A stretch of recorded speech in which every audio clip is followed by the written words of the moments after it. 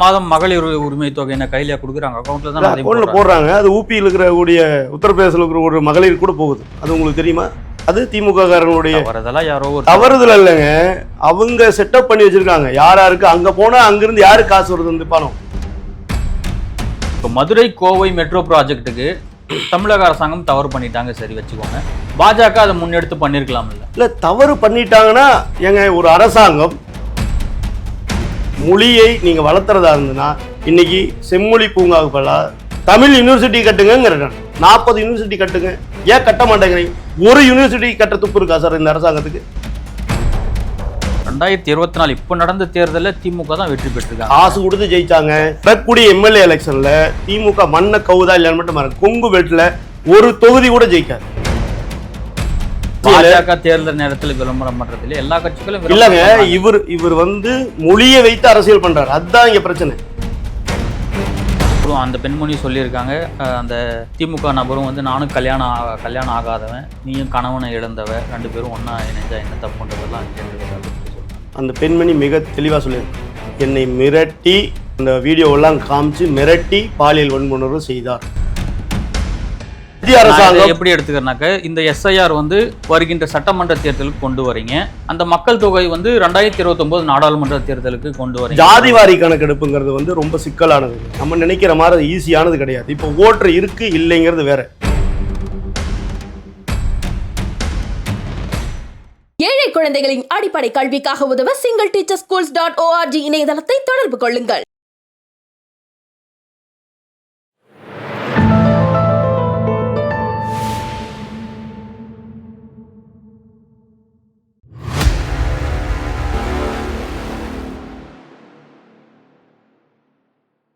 தாமரை TV நேயர்களுக்கு வணக்கம். இன்றைய நேர்காணலில் நம்முடன் இணைந்திருக்கும் சிறப்பு விருந்தினர் பாஜகவை சேர்ந்த விபின் பாஸ்கர் அவர்கள். சார் வணக்கம். வணக்கம். தமிழக முதலமைச்சர் ஸ்டாலின் கோவையில் செம்மொழி பூங்கா வந்து திறந்து வச்சிருக்காரு. இதை வரவேற்க வேண்டிய விஷயம். ஆனால் பாஜகவினர் வந்து இது எதிர்க்கிறாங்க. கோவைக்கு எதுக்கு செம்மொழி பூங்கான்னு சொல்லிட்டு ஒரு திட்டத்தை கொண்டு வராங்கன்னா அதை வரவேற்கிறத விட்டுட்டு எதிர்ப்பு தெரிவிக்கிறதுல எந்த வகையில் நியாயம்? இப்போது அவர் வந்து பார்த்தீங்க அப்படின்னா மோடி வந்தார். மோடி வந்தோடனே பார்த்தீங்கன்னா அங்கே பெரிய மோடி வந்தால் ஸ்டாலின் கோவைக்கு போகக்கூடாதுங்களா? இல்லை, மோடி வந்தார், அதனால இப்போ ஸ்டாலின் அங்கே போயிருக்காரு. இதுக்கு முன்னாடி அப்படிதான் நடந்தது. மோடி அவர்கள் கோயம்புத்தூர் வந்தார், ஸ்டாலின் அவர்கள் போனார். இல்லைன்னா போக மாட்டார். அவருக்கு கோபாலபுரத்தோடு சரி. அதை தாண்டி அவர் வெளியில் போக வேண்டிய அவசியமே இருக்காது அவருக்கு. ஏன்னால் ஒரு ஆடல் பாடல் நிகழ்ச்சிக்கு எங்கேயோ முடிஞ்சிடும். ஷூட்டிங் எல்லாம் இங்கேயே நடத்தி முடிச்சிருவாங்க. அதோட சரி. இன்னைக்கு மோடி அவர்கள் அங்கே வந்து இந்த விவசாயிகளுக்கு உண்டான அந்த திட்டங்களை ஒரே பட்டனில் மீண்டும் அந்த ஒவ்வொரு விவசாயிக்கும் 2000 ரூபாய் வீதம் அவங்க அக்கௌண்ட்டுக்கு டைரக்டா போயிருக்கு. கிட்டத்தட்ட 10 கோடி விவசாயிகளுக்கு 10 கோடி விவசாயிகளுக்கு 18,000 கோடி ஏதோ வந்து ரிலீஸ் பண்ணியிருக்காங்க. இப்போ பாருங்க, ஒரு ரூபா கூட சிந்துல செதறல. அவருடைய அந்த விவசாயிகளுடைய அக்கௌண்ட்டுக்கு அப்படியே போய் சேர்ந்துருக்கு. ஒரு பட்டன் அமுத்தி. இப்படிப்பட்ட திட்டம் இருக்கா தமிழ்நாடு அரசுனால? அப்புறம் இவர் வந்து எப்படி தூய்மையானவர்? இன்னைக்கு அங்க ஒரு பாட்டு பாடு. மாதம் மகளிர் உரிமை தொகை என்ன கையில கொடுக்குறாங்க, அக்கௌண்ட்ல போடுறாங்க. அது ஊபியில் இருக்கக்கூடிய உத்தரப்பிரதேசத்தில் இருக்கிற ஒரு மகளிர் கூட போகுது. அது உங்களுக்கு தெரியுமா? அது திமுக காரங்களுடைய தவறுதல் இல்லைங்க. அவங்க செட்டப் பண்ணி வச்சிருக்காங்க யாருக்கு. அங்க போனா அங்கிருந்து யாரு காசு வருது வந்து பணம். உத்தரப்பிரதேசத்தில் இருக்கிற ஒரு லேடிக்கு போட்டா அந்த பணத்தை அந்த லேடிக்கும் தெரியாது அந்த பணம் வர்றது. அந்த பணத்தை யார் எடுக்கிறா? இதெல்லாம் ஒரு பெரிய விசாரணை பண்ணணும். சிபிஐ விசாரணை பண்ணாதான் இதனுடைய உண்மைத்தன்மை என்னன்னு தெரியும். இந்த 1000 ரூபாய் விஷயத்துல கூட நீங்க 1000 ரூபாய் போடுறோன்னு சொல்றீங்க. அந்த அவருடைய கணவர்கிட்ட இருந்து 5000 ரூபாய் டாஸ்மார்க்ல புடுங்குறீங்களா? அதுக்கு பேர் என்ன? அது என்ன சொல்றது? இப்போ கோயம்புத்தூருக்கு அவர் போறாருங்கிறீங்க. ஒரு திட்ட அறிக்கையை கொடுக்க முடியல ஒழுக்கமா. மெட்ரோக்குண்டான திட்ட அறிக்கை கொடுக்க முடியல. சரி, திட்ட அறிக்கை கொடுக்காடி பரவாயில்ல, நீங்களே பண்ணலாம்ல அந்த மெட்ரோ வேலையை. போன 2வது இந்த சென்னை மெட்ரோவுக்கு 2வது கட்டத்துக்கு வந்து என்ன பண்ணீங்க? நாங்களே பண்ணிடுவோம்னு சொல்லி தானே எல்லாம் பண்ணீங்க. அப்புறம் மத்திய அரசாங்கம் பண்ண கொடுக்கல நீங்க. அப்புறம் மோடி போய் அவர்களை பார்த்தீங்க. அண்ணாமலை அவர்கள் மத்திய அரசாங்கத்துக்கிட்ட கோரிக்கை வச்சாங்க, பணம் கொடுங்க. இங்க பாருங்க, ஃபர்ஸ்ட் மத்திய அரசாங்கத்துக்கு எங்களுக்கு பணம் வேண்டாம், 2வது திட்ட அறிக்கையை நாங்களே பண்ணிக்குவோம், எங்ககிட்டயே பணம் இருக்கு அப்படின்னு வீராவசமா பேசின கூட்டம் இது. ஸ்டாலின் அவர்கள் பேசியிருக்காரு, புரியுதுங்களா? அதுக்கப்புறம் வந்து என்னால முடியல, மத்திய அரசாங்கம் பணம் கொடுக்கல, அதனால எங்களால முடியலன்னு ஒரு அறிக்கை கொடுத்தார். முன்னாள் மாநில தலைவர் அண்ணாமலை அவர்கள் பாரத பிரதமர் நரேந்திர மோடி அவர்களை சந்திச்சு கோரிக்கை கொடுத்தார். கொடுத்ததுக்கப்புறம் 2 நாளில் ரிலீஸ் ஆச்சு. ஃபண்டு ரிலீஸ் பண்ணாங்க. உடனே இவர் போய் அந்த கிரெடிட் எடுத்துக்கிட்டார். நானும் போய் மோடி அவர்களை பார்த்தேன், உடனே அவர் ரிலீஸ் பண்ணிட்டாருன்னு அந்த கிரெடிட் எடுத்துக்கிட்டார். இல்ல பெருந்தன்மையோட அதை நீங்க பண்ணீங்கல்ல, அதை பண்ண. நான் சொல்ற கேளுங்க. இப்போ மதுரை கோவை மெட்ரோ ப்ராஜெக்ட்டுக்கு தமிழக அரசாங்கம் தவறு பண்ணிட்டாங்க, சரி வச்சுக்கோங்க. பாஜக அதை முன்னெடுத்து பண்ணிருக்கலாம்ல. இல்ல தவறு பண்ணிட்டாங்கன்னா ஏங்க, ஒரு அரசாங்கம் மக்கள்கிட்ட இருந்து டாக்ஸ் அதிகமாக வாங்குறாங்க, வீட்டு வரி அதிகமாக, இப்போ முன்னதை விட வீட்டு வரி அதிகம், 300 மடங்கு அதிகம். அதே மாதிரி சொத்து வரி அதிகம். அப்புறம் வந்து இபி கட்டணம் அதிகம். அப்புறம் பத்திரப்பதிவு அதிகம். இப்படி எல்லா வரியும் உயர்த்திட்டு அந்த பணம்லாம் எங்கே போச்சுன்னு கேட்குறேன் நான். நீங்கள் ஏற்கனவே இருந்த அரசாங்கத்தில் ஒரு வீட்டு வரி பார்த்தீங்கன்னா 700 ரூபாய் இருந்ததுன்னா இன்னைக்கு 2500 ரூபாய்க்கு மேலே ஆகி போச்சு. 300 மடங்கு ஏறி இருக்கு. அந்த பணமெல்லாம் எங்கே போகுதுன்னு கேட்குறேன் நான். இப்போ நீங்கள் ஒவ்வொரு வருஷம் பட்ஜெட் போடுறீங்களே, எங்கள் இந்த அரசாங்கம் வர்றதுக்கு முன்னாடி 4 லட்சம் கோடி, இன்னைக்கு 9 லட்சம் கோடி கடன். இந்த 5 லட்சம் கோடி கடன் வாங்கியிருக்கிறீங்களே, அந்த பணம் எங்கே போச்சு? மக்கள் இன்னைக்கு ரோடு எல்லாம் சரியா இருக்கா? கிடையாது, குண்டு குழியுமா தான் இருக்குது. இன்னைக்கும் சென்னை மழை வந்தா வெள்ளத்துல தான் முதகுது. அப்போ அந்த 4 லட்சம் கோடி கடன் வாங்கினீங்கல்ல, அந்த பணம் எங்க போச்சு? ஒரு திறனற்ற அரசாங்கம், திறனற்ற முதலமைச்சர், அப்புறம் மத்திய அரசாங்கமே கொடுத்துட்டு இருப்பாங்களா? நீங்க சொல்றீங்களே எல்லாத்துக்கும் மத்திய அரசாங்கம் எதிர்த்து பேசுறீங்க. அப்புறம் இது திட்ட அறிக்கையும் ஒழுக்கமா கொடுக்க முடியல உங்களால. அப்புறம் எதுக்கு இந்த முதலமைச்சர் பதவின்னு கேட்கிறேன் நான். இப்ப நீங்க அங்க போய் இன்னைக்கு எதுக்கு போயிருக்க? இன்னைக்கு அங்க வசப்பாட போயிருக்க. பாரத பிரதமர் மோடி அவர்கள் மெட்ரோக்கு பணம் கொடுக்கல, ஆனா நான் வந்து செம்மொழி பூங்கா திறந்திருக்கிறேன், அதுக்கு தான் கருப்பு கொடி ஆர்ப்பாட்டம் பண்ணியிருக்காங்க. இவருங்க பெண்களுக்கு ஒழுக்கமான பாதுகாப்பு இருக்காங்க. அங்க ஒரு கோவையில் அந்த பெண் பாதுகாப்பு இல்லை, பாலியல் வன்முறை நடந்தது. இன்னைக்கு வரைக்கும் ஏங்க ஒரு பெண் இன்னைக்கு தமிழ்நாட்டில் நடந்து போக முடியல, 10 மணிக்கு மேல போக முடியல வெளியில். அப்படி இருக்கு சூழ்நிலை. அப்படிப்பட்ட சூழ்நிலை வச்சுக்கிட்டு இவர் வந்து அவங்க போடுற பாட்டை கேளுங்க. மக்களினுடைய பாதுகாவலரே, அப்புறம் தூய்மை கங்கை, அதாவது கங்கை நதியை விட தூய்மையான மனம் படைத்தவரே, இது இப்படியா பாட்டு போடுவாங்க? அதுல என்ன தவறு இருக்கு? இவர் அப்பேற்பட்ட ஒழுக்க சீலரா அவரு? நீங்க சொல்லுங்க. கங்கையை விட தூய்மையான மனம் படைத்தவர் அவரு. ஒரு காலகட்டத்துல கங்கை எப்படி இருந்தது நமக்கு தெரியும். இன்னைக்கு தூய்மையா இருக்குல்ல, அதை விட தூய்மையானவரான்னு கேட்கிறேன் நான். ஏங்க ஒட்டுமொத்த குப்பையும் ஒரு மனசுல இருக்குது. அதாவது கோயம்புத்தூர்ல நீ இவர் ஒண்ணுங்க இன்னைக்கு 13வது முறையோ 15வது முறையோ போறாரு அவர். இன்னும் 100 தடவை போனாலும் அந்த மக்கள் இவரை ஜெயிக்க வைக்க மாட்டாங்க. புரியுதுங்களா? நீங்க தலைகீழா நின்று தண்ணி குடிச்சாலும் சரி, காவடி எடுத்தாலும் சரி, அந்த மக்களை வந்து காலை கழுவி விட்டாலும் சரி, அந்த மக்கள் உங்களுக்கு ஓட்டு போட மாட்டாங்க. நீங்க வந்து செய்த பாவம் அப்படி. அந்த அங்க இன்னைக்கு இருக்கக்கூடிய பெண்களுக்கு பாதுகாப்பு கிடையாது. தொழில் வரியை பூரா ஏத்தி விட்டீங்க. 2024 இப்ப நடந்த தேர்தலில் திமுக தான் வெற்றி பெற்றிருக்காங்க, காசு கொடுத்து ஜெயிச்சாங்க. வரக்கூடிய எம்எல்ஏ எலெக்ஷன்ல திமுக மண்ணை கவுதா இல்லைன்னு மட்டும் பாருங்க, கொங்கு பெல்ட்ல ஒரு தொகுதி கூட ஜெயிக்காது. புரியுதுங்களா? மணல் அவர் சொன்னார் இல்லையா, செந்தில் பாலாஜி 11 மணிக்கு பதவி ஏத்தா 11:05க்கு மணல் அள்ளுவன்னு சொன்னார்ல, அந்த மணல் அள்ளின பணத்தை வச்சு ஜெயிச்சாங்க. தேர்தல் நடக்கும்போது செந்தில் பாலாஜி உள்ள இருந்தார், இப்போ வெளியில இருக்காரு. அதுதாங்க சொல்றேன். இந்த தடவை பாருங்க, கொங்கு பெல்ட்ல ஒரு இடம் கூட ஜெயிக்க மாட்டாங்க திமுக. ஏன்னா அவ்வளவு பாவங்களை பண்ணியிருக்காங்க. அந்த மக்களுக்கு என்னங்க செஞ்சுட்டாங்க? கொங்கு பெல்ட்ல இருக்கிற தொழில் வரியை பூரா ஏற்றிருக்காங்க. சரிங்களா? அந்த பனியன் கம்பெனியுடைய தொழில் நலிஞ்சதுக்கு மிக முக்கியமான காரணம் இந்த திமுக அரசாங்கம் தான். அப்படிலாம் இது வச்சுக்கிட்டு அங்க போய் எந்த முகத்தோடு இன்னைக்கு அங்க போயிருக்காரு அவர்? ஒரு திட்ட அறிக்கை ரெடி பண்ண முடியாது, அந்த மக்களுக்கு உண்டான சேவை எதுவும் பண்ண முடியாது. ஆனா வெளியில இங்க வந்து மட்டும் சொல்லுவார், ஓட்டு போட்டவங்களுக்காக நாங்க வேலை செய்வோம், ஓட்டு போடாதவங்களுக்காக வேலை செய்வோம். என்ன செஞ்சிருக்கான்னு சொல்லுங்க. கோயம்புத்தூர் பகுதி மக்களுக்கு இவரு என்ன பண்ணிட்டாருன்னு மட்டும் சொல்லுங்க. செய்யறதுக்காக போறாரு. கருப்பு என்ன 4.5 வருஷம் கழிச்சா? கருப்பு கொடி காட்டு 4.5 வருஷம் கழிச்சான்னு கேட்கிறேன். 4.5 வருஷம் கழிச்சு இவர் போவாரா? இனிமேல் தமிழ்நாட்டில் எந்த மூளை முடுக்கு போனாலும் இவர் கருப்பு கொடி காட்டு போனாங்க. புரியுதுங்களா? தயாராயிட்டோம் நாங்க. 4.5 வருஷமா ஏன் செய்யலன்னு கேட்கிறோம். அவர் இனிமேல் கோபால பொறுத்துட்டு வீட்டு விட்டு வெளியில வந்தாலே கருப்பு கொடி காட்டுவோம். அவர் என்னங்க பண்ணார் தமிழ்நாட்டு மக்களுக்கு? அவர் கொடுத்த வாக்குறுதியாவது ஒன்னையாவது நிறைவேற்றிருக்காரா? தலைவர் அண்ணாமலை அவர்கள் மிக தெளிவா சொல்றாரு. செம்மொழி பூங்கா இப்ப என்ன தேவை இருக்கு கோயம்புத்தூருக்கு சொல்லுங்க சார். நீங்க 214 கோடிக்கு மேல செலவு பண்ணி பண்றீங்க, அதுல எவ்வளவு ஆட்டை போடுறீங்க? அதுதானே அவருடைய நோக்கமா இருக்குது. கோயம்புத்தூருக்கு ஏகப்பட்ட அடிப்படை வசதிகள் தேவை, அதை செஞ்சு தர முடியுது இந்த அரசாங்கத்தினால? அங்க இருக்கக்கூடிய மக்கள் பாதுகாப்பா இருக்கிறாங்களா? எதுவுமே கிடையாது. ஒரு விளம்பரம், இன்னைக்கு போய் அங்க விளம்பரப்படுத்தணும், மோடி அவர்களை அங்க பேசணும், அதுக்காக போயிருக்காங்க. எல்லாமே விளம்பரத்துல தானே போய்கிட்டு இருக்கு. ஆமாங்க, இங்க மொழியை வச்சுதாங்க அரசியல். பாஜக தேர்தல் நேரத்துல விளம்பரம் பண்றது இல்ல, எல்லா கட்சிகளும் இல்லங்க. இவர் வந்து மொழியை வைத்து அரசியல் பண்றாரு, அதுதான் இங்க பிரச்சனை. புரியுதுங்களா? எந்த அரசாங்கம் பாஜக ஆளக்கூடிய எந்த மாநிலங்களாவது மொழி வச்சு அரசியல் பண்றாங்களா? இவங்க மொழியை வச்சு அரசியல் பண்றாங்க. பாகுபாடு பாக்குறீங்க நீங்கன்றாங்க சார். தமிழுக்கு எவ்வளவு நிதி ஒதுக்குறீங்க, சமஸ்கிருதத்துக்கு எவ்வளவு? அதுதான் சமஸ்கிருதம்ன்றாரு உதயநிதி. அதுதான் சொல்றேன். அதாவது வந்து அடிப்படை அறிவே இல்லாதவன், புத்தி பேதளிச்சவங்க, அப்புறம் வந்து மனநிலை பாதிக்கப்பட்டவங்க தான் இந்த மாதிரி பேசுவாங்க. புரியுதுங்களா? 18 சமஸ்கிருத யூனிவர்சிட்டி இருக்குது இந்தியாவில். புரியுதுங்களா? ஒரே ஒரு தமிழ் யூனிவர்சிட்டி இருக்குது. உங்களை யாரா கட்ட வேண்டாண்டாங்களா?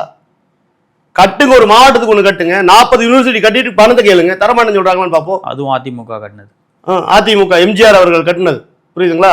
இந்த தமிழ் செம்மொழி தமிழ் தமிழ் தமிழ்னு பேசுறவங்க ஏன் ஒரு யூனிவர்சிட்டி கூட கட்டல? அதனால என்ன வருமானம் வரும்? அதனால கட்டல. இவங்க திமுக காரங்க பூரா மீதி யூனிவர்சிட்டி வச்சிருக்காங்க கையில. அதனால இன்னைக்கு வந்து தமிழ்நாடு ஃபுல்லா யூனிவர்சிட்டி ஆரம்பிச்சோம்னா நீங்க கட்டி முடிச்சுட்டு கேளுங்க, மத்திய அரசாங்கத்தை பணம் கேளுங்க, தராம இருக்கிறாங்களான்னு பார்ப்போம். சார், 18 யூனிவர்சிட்டி அவங்களுக்கு 200 300 கோடிக்குள்ள கொடுத்துருக்காங்க. ஒரே ஒரு யூனிவர்சிட்டி. புரியுதுங்களா? இவங்களுக்கு 30 கோடிக்கு பக்கம் பணம் வந்திருக்கு.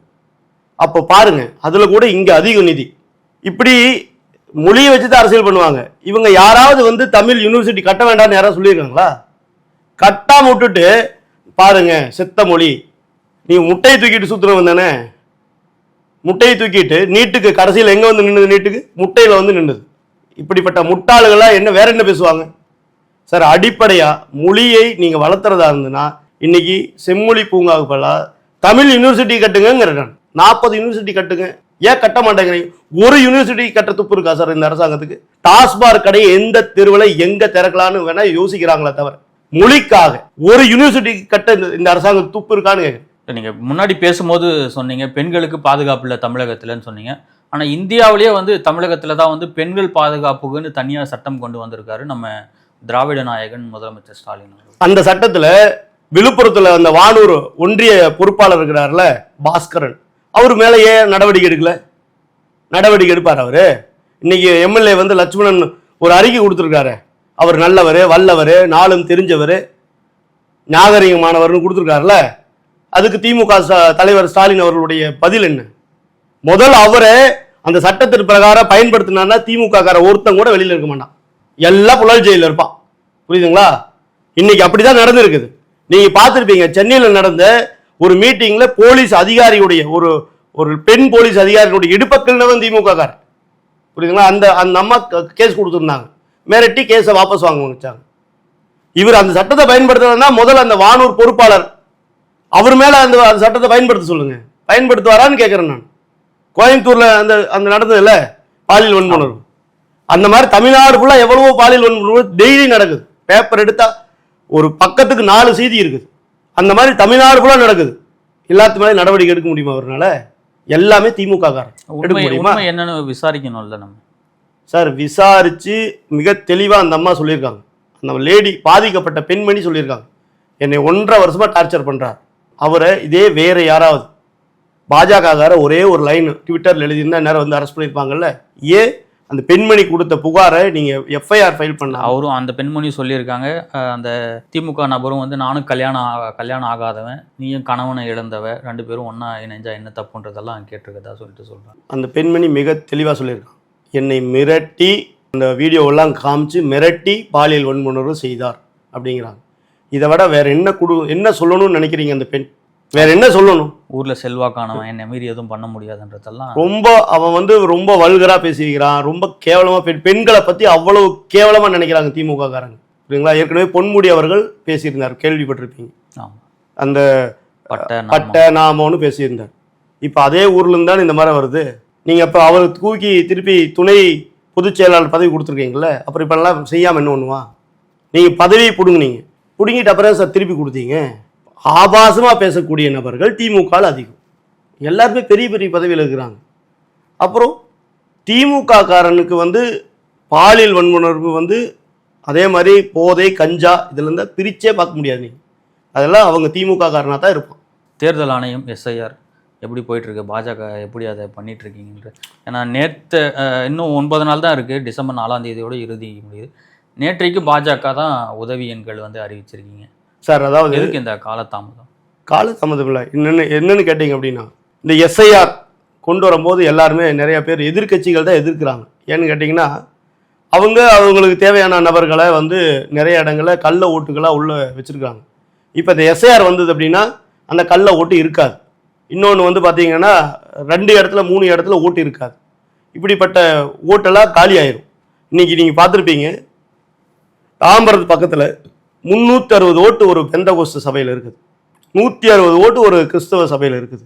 அப்போது இந்த ஓட்டுக்களை யார் சேர்த்தது? யார் அங்கே வந்து அந்த பிரார்த்தனைக்கு வந்து போனவங்க அத்தனை பேரையும் ஓட்டராக சேர்த்திருக்காங்க. இது இந்த எஸ்ஐஆர் வந்தங்காட்டி தான் கண்டுபிடிக்க முடிஞ்சது.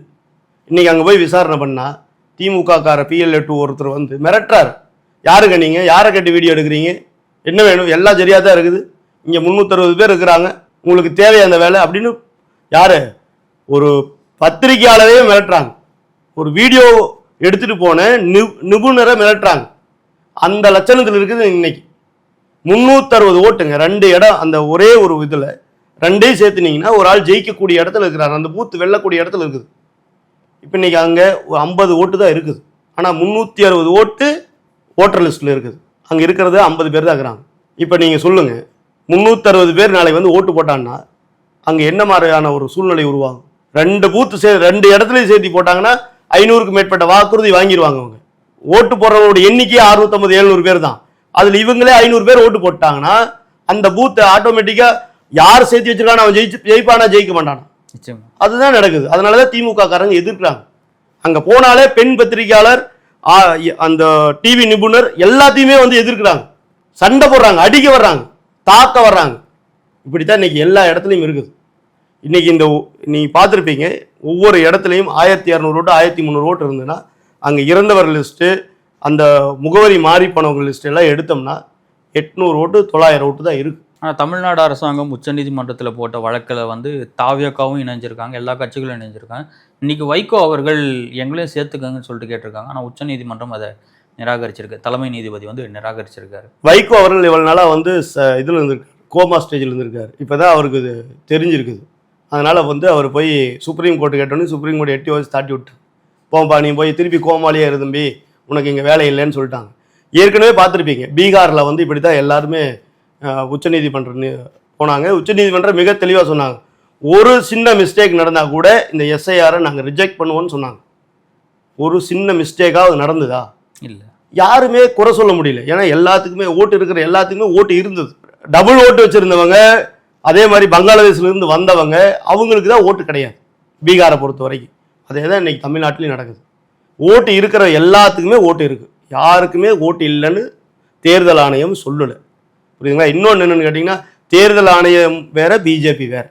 பிஜேபி தான் வந்து தேர்தல் ஆணையத்தை வழி நடத்துதுன்னு யாராவது நினச்சாங்கன்னா அவங்கள விட முட்டாள் வேற யாரும் கிடையாது. திமுக எப்படி ஜெயிச்சதுங்கிற அந்த கேள்வி வருதுல்ல, அதே தெலுங்கானாவில் காங்கிரஸ் எப்படி ஜெயிச்சதுங்கிற அந்த கேள்வி வருதுல்ல. அப்போது தேர்தல் ஆணையம் நடுநிலைமையோடு செயல்படுது. சார் இறந்துருக்கிறீங்களா, அவங்களுக்கு ஓட்டு கிடையாது, எடுத்துட்டு வாங்க, டெலீட் பண்ணிடுவாங்க. அதே மாதிரி வீடு மாறி இருக்கிறீங்களா, முகவரி மாறி வந்திருக்கீங்க, அங்கே ஒரு ஓட்டு இங்கே ஒரு ஓட்டு வச்சுருக்கீங்களா, உங்களுக்கு ஒரு இடத்துல தான் ஓட்டு, இப்போ இருக்கிற ஆதார் எங்கே இருக்குதோ அந்த இடத்துல ஓட்டு அப்படின்னு மிக தெளிவாக இருக்கிறாங்க. அப்போ இது என்னன்னா, மிக நடுநிலைமையோட அந்த ஓட்டரை வந்து மிக தெளிவாக டிசைன் பண்ணுறாங்க. ஒருத்தருக்கு ஒரு ஓட்டு, அந்த ஓட்டு, அதாவது என்னுடைய ஓட்டு இருக்குன்னு வச்சுக்கோங்க, 4-5 இடத்துல இருந்தால் நான் 4 பேருக்கு போடுவேன். அப்போது ஈஸியாக ஜெயிச்சிருவாங்களே. என்ன மாதிரி ஒரு மீறி போன ஒரு பூத்துக்கு ஒரு 100 பேர் இருக்கிறாங்கன்னு வச்சுக்கோங்க, டபுள் ஓட்டர், ஆட்டோமேட்டிக்காக 200 ஓட்டு வந்துடுதுல்ல அந்த இடத்துல. இதெல்லாம் வந்து தடுக்கப்படுது. அப்போது ஒரு நேர்மையான ஒரு நல்ல ஒரு எம்எல்ஏ தேர்ந்தெடுக்கிறதுக்கு வாய்ப்பு இருக்குதுங்க. இல்லை, ஒரு தேர்தல் ஆணையத்தினால 30 நாள் அந்த எஸ்ஐஆர் பணிகளை வந்து முடிக்க முடியுதுனாக்க, பாஜகவால் ஏன் அந்த மக்கள் தொகை கணக்கெடுப்பை வந்து சரியாக பண்ண முடியல? இதை வந்து 2027க்கு அப்புறம் நாங்கள் பண்ணுறோங்கிறாங்க. ஏன் அந்த காலதாமதம்? சார் இது வேற அது வேற. அதாவது தேர்தல் ஆணையத்தை பொறுத்த வரைக்கும் இல்லை, 30 நாள் தேர்தல் ஆணையம் பண்ண முடியுதுன்னா பாஜகனால பண்ண முடியாது. செய்ய முடியாதுனால எது இல்லை சார், செய்வோம், கண்டிப்பாக செய்வோம். எங்கள் தலைவர் பாரத பிரதமர் நரேந்திர மோடி அவர்கள் மிக தெளிவாக சொல்லியிருக்கார், எங்களுக்கு அதுக்கு உண்டான வழிகாட்டு முறையெல்லாம் ரெடி பண்ணிட்டு இருக்கிறோம், கண்டிப்பாக பண்ணுவோம், பண்ணாமலாம் விட மாட்டோம். அப்போ இந்த மத்திய அரசாங்கம் எப்படி எடுத்துக்கிறனாக்க, இந்த எஸ்ஐஆர் வந்து வருகின்ற சட்டமன்ற தேர்தலுக்கு கொண்டு வரீங்க, அந்த மக்கள் தொகை வந்து 2029 நாடாளுமன்ற தேர்தலுக்கு கொண்டு வரீங்க. ஜாதிவாரி கணக்கெடுப்புங்கிறது வந்து ரொம்ப சிக்கலானதுங்க. நம்ம நினைக்கிற மாதிரி ஈஸியானது கிடையாது. இப்போ ஓட்டர் இருக்கு இல்லைங்கிறது வேற, ஒரு ஜாதி வாரி கணக்கெடுப்புங்கிறது வேற. அதுக்கு உண்டான இப்போ நீங்கள் ஜம்மு காஷ்மீரை பார்த்துருப்பீங்க, இந்த 370 சட்ட பிரகாரம் நீக்கிறதுக்கு முன்னாடி அதுக்குண்டான எவ்வளவு அந்த வழிகாட்டு நெறிமுறையெல்லாம் உருவாக்குனாங்கன்னு பார்த்துருப்பீங்க. ஏன்னா இப்போ நம்ம டக்குன்னு போய் அங்கே நின்னோம்னா இனக்கலவரம் நடக்கலாம். நம்ம ஏற்கனவே 1990 பார்த்துருப்போம். காஷ்மீர் எந்த மாதிரி இருந்தது, அங்கே இருக்கிற பண்டிட்டுகளாக எப்படி வந்து டெல்லியில் வந்து அனாதைகளாக பல ஆயிரம் கோடி அதிபதிகளாக இருந்த பண்டிட்டுகள் அகதிகளாக நடு ரோட்டில் அடுத்த வேலை சோத்துக்கு பிச்சை எடுக்கிற சூழ்நிலை உருவாச்சு. புரியுங்களா? அந்த மாதிரி எதுவுமே நடக்காம ஒரு சரியான வழிகாட்டு முறையை செயல்படுத்தி ஒரு உயிர் கூட போகல. நீங்க பார்த்திருப்பீங்க, இந்த 370 பிரிவு அந்த பிரிவை நீக்கும் போது காஷ்மீர்ல ஒரு சின்ன கலவரம் கூட நடக்கல. எல்லாரும் நினைச்சாங்க அங்க பெரிய கலவரம் வரும், அதை வச்சு பாஜகவை அடுத்த ஆட்சிக்கு வர்றதுக்கெல்லாம் பண்ணிடலாம், இந்து முஸ்லீம் பிரச்சனை உருவாக்கிடலாம், எத்தனையோ கனவு கண்டாங்க, எதுவுமே நடக்கல. புரியுங்களா? அதே மாதிரி தான் ஜாதி வாரி கணக்கெடுப்பு கண்டிப்பா நடத்தும். பாரத பிரதமர் நரேந்திர மோடி அவர்களும் உள்துறை அமைச்சர் அமித்ஷா அவர்களும் மிக தெளிவாக சொல்லியிருக்காங்க. அதை பற்றி எஸ்ஐஆர்கே வந்து வெஸ்ட் பெங்காலில் நிறைய பங்களாதேஷிகள் லட்சக்கணக்கில் வெளியில போயிட்டு இருக்கிறாங்க. நீங்க பார்த்துருப்பீங்க. ஏன்னா அவங்களுக்குலாம் ஓட்டு கிடையாது. இவ்வளவு நாள் வந்து மம்தா பானர்ஜி அவர்கள் தாஜா பண்ணி வச்சிருந்தாங்க, வாங்க உங்களுக்கெல்லாம் ஓட்டு இருக்கு, உங்களெல்லாம் இந்தியாவுடைய குடியுரிமையெல்லாம் மாத்திருவோன்னு சொல்லி வச்சிருந்தாங்க. இப்போ அவங்கெல்லாம் இன்னைக்கு வெளியில போயிட்டு இருக்கிறாங்க. ஏன்னா ஓட்டே கிடையாது. ஓட்டு இல்லைன்னா என்ன ஆட்டோமேட்டிக்காக அவங்க இந்தியாவுடைய குடியுரிமைகளாகவே இருக்க முடியாது. இந்தியாவுடைய சார் அவங்க மிக தெளிவாக எஸ்ஐஆர் அதில் பார்த்தீங்க அப்படின்னா மிக தெளிவாக சொல்லியிருக்காங்க, 18 வயதை நிரம்பியவராக இருக்க வேண்டும், இந்திய குடிமகனாக இருக்க வேண்டும். சரிங்களா? இப்போ இருக்கக்கூடிய முகவரியில் குறைஞ்சது 3 வருடங்களாவது இருக்கணும். இப்படிங்கிறதெல்லாம் ஒரு கண்டிஷனாக வச்சுருக்காங்க. இதுலேயே 1-2 போயிடுவீங்க. 18 வயசு கீழே இருக்கிறவங்க யாருமே ஓட்டு போட முடியாது. அப்புறம் இந்திய குடிமகனாக இல்லாத யாரும் ஓட்டு போட முடியாது. ஏன்னா இந்திய குடிமகனாக இருந்தால் தான் இந்தியாவில் இருக்கக்கூடிய ஒரு ஜனநாயகத்துக்கு ஓட்டு போடுற உரிமை கொடுக்கணும். அது நியாயமானது. அதே மாதிரி தான் அடுத்தது, நீங்கள் இடம் மாறி இருக்கிறீங்க சார், 3 வருஷமாக இருக்கிறீங்க, உங்களுக்கு ஓட்டு இங்கே, பழைய ஓட்டு அங்கே கிடையாது, இப்படிங்கிறது வழிகாட்டு முறையை வச்சுருக்காங்க. அதன் அடிப்படையில் இன்னைக்கு வெஸ்ட் பெங்கால்லையும் எஸ்ஐஆரில் நிறையா பங்களாதேசிகள்லாம் வெளியில் போயிட்டு இருக்கிறாங்க. இங்கேயும் அதே தான் நடக்க போகுது. இங்கே என்ன ஒரு பெந்தகோஸ்து சபையில் பாருங்கள் 360 ஓட்டு, பந்தவ போனவங்க எல்லாத்தையும் ஓட்டு போட்டு வச்சுருக்காங்க. அதே மாதிரி தமிழ்நாடு ஃபுல்லாக இருக்கக்கூடிய எல்லா இடங்களையும் செக் பண்ணணுங்கிற நான், எங்கெங்கே அதிகப்படியான ஓட்டு இருக்குதோ ஒரே இடத்துல ஒரு எண்ணில், வீட்டு நம்பர் ஒரே எண்ணில் அதிகப்படியான ஓட்டு இருக்குதுன்னு அங்கே செக் பண்ணணும். செக் பண்ணும்போது தான் ஒரு தூய்மையான ஒரு அரசியல் இங்கே வரும்.